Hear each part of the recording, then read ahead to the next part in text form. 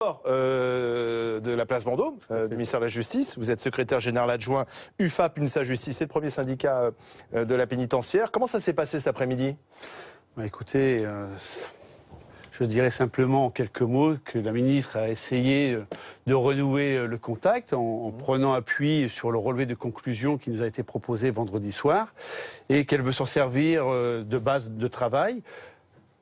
Acceptant de vouloir travailler aussi sur le volet indemnitaire, mais nous disant simplement qu'elle n'a pas le montant du budget, tout comme sur l'aspect sécuritaire des choses, elle veut bien aller plus loin. Par contre, concernant l'article 57 de la loi pénitentiaire, eh bien, elle est complètement fermée. Alors l'article 57, c'est l'article sur les fouilles. C'est ça. Dès lors qu'un détenu a un contact avec un membre de l'extérieur, eh bien, c'est que les personnels de surveillance puissent avoir la possibilité de fouiller. Tout comme dans le cadre de... Elle ne veut pas revenir là-dessus? Non. La seule chose, c'est que simplement, elle souhaite missionner la commission des lois pour pouvoir remettre le débat. Donc on va encore perdre des semaines et des semaines. Donc vous dites quoi ce soir? Il y a de la volonté, mais il n'y a pas les moyens? Il n'y a absolument rien de concret. D'accord. On demande des établissements spécialisés à taille humaine et avec une sécurité renforcée pour pouvoir gérer les détenus djihadistes ou bien pour les détenus qui se radicalisent en prison. En termes d'emploi, elle nous dit également qu'elle veut faire un effort sans nous donner les chiffres. Sur le volet indemnitaire, c'est pareil. On n'a jamais vu un garde des Sceaux convier les organisations syndicales les plus représentatives et ne pas mettre le montant du budget pour pouvoir en discuter. Donc pour l'UFAP UNSA Justice, la première organisation syndicale, on lui a dit que demain après-midi, lorsqu'elle nous conviera de nouveau autour de la table de négociation, ça sera notre préalable. Si elle est dans la capacité de nous mettre le montant sur la table, eh bien on quittera la salle et chacun prendra ses responsabilités. Donc demain, il faut chiffrer. Tout à fait. Et donc en attendant... Eh bien, en attendant, le mouvement social continue, risque de se durcir, parce que les personnels veulent à tout prix travailler en toute sécurité. Apolline de Malherbe, donc on n'est pas sorti de la crise cet après-midi. Voilà. Deuxième semaine de conflit, et pour l'instant, la garde des Sceaux n'a pas les bonnes réponses. Non, mais tout le problème, c'est que vous parlez sous, monsieur. Or, Nicole Belloubet, elle n'a pas les cordons de la bourse. Et on le sent bien, c'est aussi tout le problème. C'est que, d'abord... elle a donné le sentiment au départ de ne pas être sur le front, de laisser la crise s'enliser. Après la première agression, celle de Vendin-le-Vieil. Exactement, parce que d'abord, c'est sa méthode. Depuis le début, Nicole Belloubet est quelqu'un d'assez discret, très peu médiatique. Oui, elle va assez peu sur les plateaux ou s'expliquer au micro. Donc, elle n'a pas immédiatement, en quelque sorte, géré la crise. Donc, désormais, elle est plus dans la négociation, mais là encore, sa parole est assez peu audible. Il faut quand même savoir que c'est aussi un choix d'Emmanuel Macron qui a été de choisir une ministre plus technique que politique.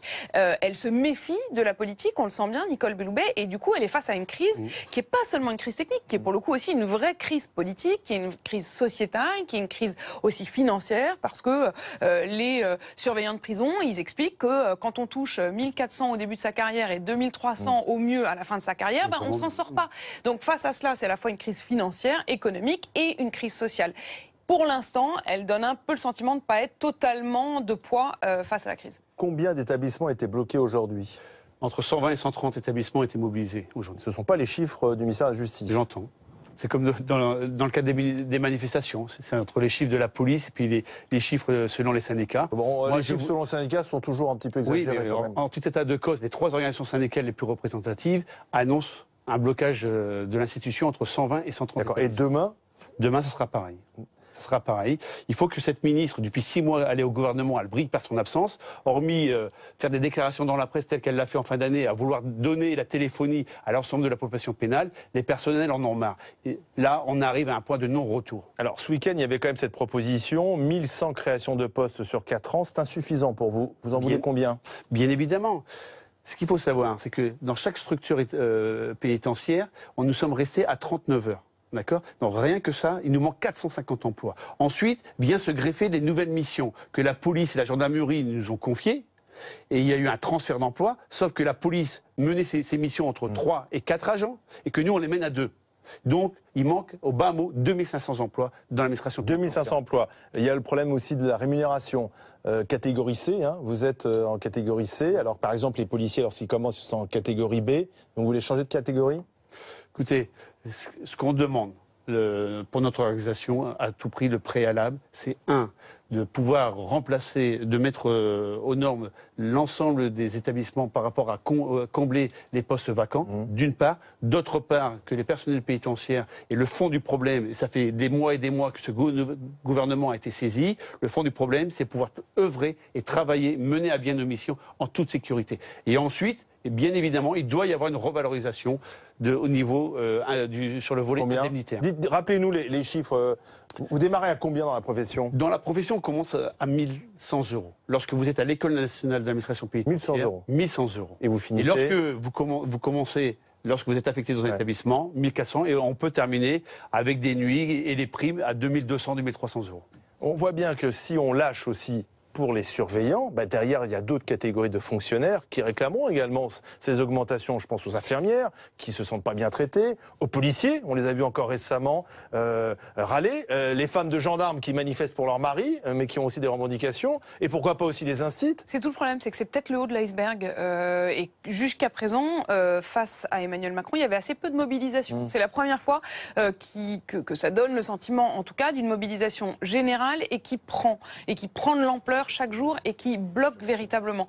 Les fonctionnaires, clairement, c'est pas ceux avec lesquels Emmanuel Macron a été le plus tendre. D'abord parce que c'est pas complètement dans son ADN. Il est plutôt là, on le voit bien, il se donne beaucoup de mal pour les PME, pour les entreprises. C'est plus sa façon d'être et même c'était dans son programme. Donc c'est tout à fait logique. La Macronie, c'est plutôt libéral. Et on le voit ce soir avec les grands PDG étrangers réunis à Versailles. Ça vous agace un peu? Non. Le télescopage des images, vos surveillants de prison qui sont devant les établissements et puis Versailles. Ça nous fait effectivement, ça met en colère les fonctionnaires de l'administration pénitentiaire. Tel que sur un piquet de grève ce matin, Fleury-Mérogis, les collègues, qu'est-ce qu'ils nous disent? Ils nous disent comme quoi que la France, elle est engagée en état de guerre en Syrie. On nous confie ce public et on nous demande de les gérer comme des droits communs. À un moment donné, il y en va de la sécurité de nos concitoyens. C'est une question, effectivement, qui pourrait prendre de l'ampleur et qui, pour Emmanuel Macron, va être un peu un os plus global, pas seulement, effectivement, le personnel pénitentiaire, mais voilà, un certain nombre de fonctionnaires qui ont le sentiment que beaucoup de gestes ont été faits pour un certain nombre de catégories de la population. On l'a vu récemment, les chiffres ont montré que ce sont les 5% des plus riches de France qui bénéficient pour l'instant de 42% des bénéfices des mesures qui ont été prises depuis le début du quinquennat. Ce chiffre-là, cette expression, président des riches, etc., forcément, ça commence à faire boule de neige et les fonctionnaires sont probablement ceux qui vont être le plus coriaces. Mais on verra ce qui se passe demain, s'ils arrivent à dénouer cette crise. Mais il faut qu'ils en prennent la mesure parce que sinon, elle peut véritablement s'installer et faire boule de neige. Merci à tous les deux. Emmanuel Macron, on en parlait à l'instant, sera ce soir à Versailles pour recevoir 140 PDG étrangers. Il s'agit de vendre la France comme étant le nouvel Eldorado pour les investisseurs. D'ailleurs, ça a commencé à une visite à l'usine Toyota dans le Nord, près de Valenciennes. Emmanuel Macron en a profité pour annoncer que Toyota avait décidé d'investir 300 millions et créer 700 CDI. On écoute le chef de l'État. Donc ça a une utilité ce qu'on fait au niveau national. Mais